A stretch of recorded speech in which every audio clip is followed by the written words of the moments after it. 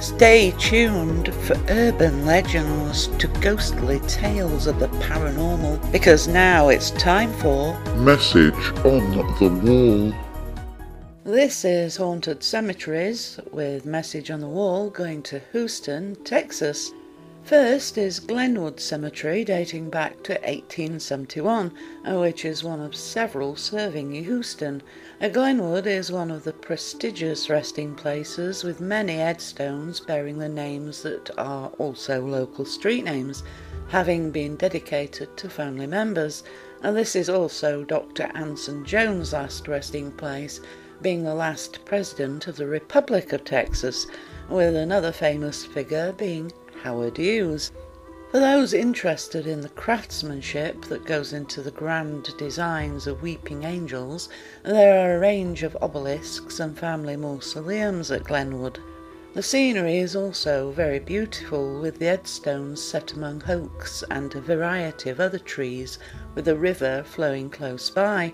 Since vandalism occurred a number of years ago, and with Glenwood still in operation, security has been stepped up. The gates now close at set times, with no one, apart from the ghosts, being welcome to wander here of a night. In 1977, the caretaker, Leona Ton, was murdered.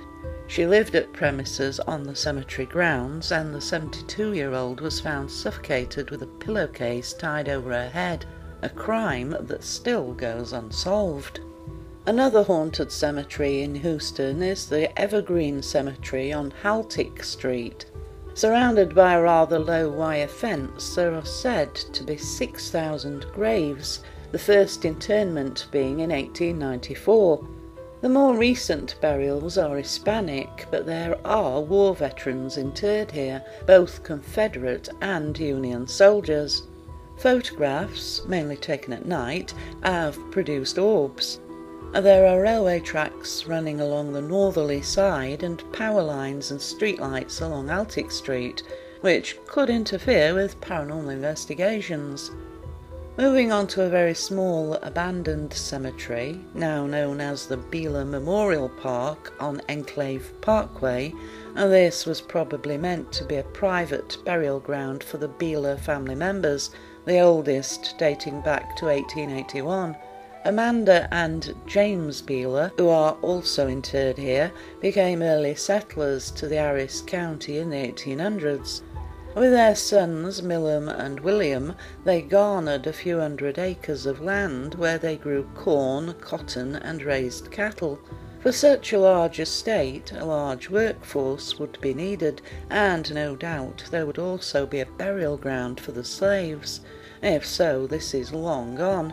This is a spot for ghost hunters where, besides the cemetery, those sensitive to spirits have claimed there are several still wandering around the area, having been buried outside of the family plot. Moving on to what is claimed to be Houston's most haunted cemetery, Founders Memorial Cemetery can be found at the intersection of West Dallas Street and Valentine Street. This is a parkland setting, while further to the back it becomes a more traditional cemetery of pathways between an array of headstones in all shapes and sizes. Originally it was called City Cemetery, as it was the only cemetery for 4 years from its founding in 1836. A few would-be ghost hunters have been drawn to the site, taking photos containing orbs. Another that can be found on West Dallas Street is Memorial Park Cemetery, which is now half the size it used to be. The oldest marker is dated 1896. It is open land, and so there has been the usual vandalism to headstones, as well as them having been taken. Most of the remaining graves are those of freed slaves. Orbs got at this site could well be insects, as the place is overgrown with sunken graves, and making it dangerous for a nighttime vigil. And those are a few of the cemeteries reputed to be haunted in the city of Houston in Texas. Join us for more haunted cemeteries coming soon. You have been listening to Message on the Wall, brought to you in association with Paranormal Parodies. You can find Paranormal Parodies at paranormal-parodies.com.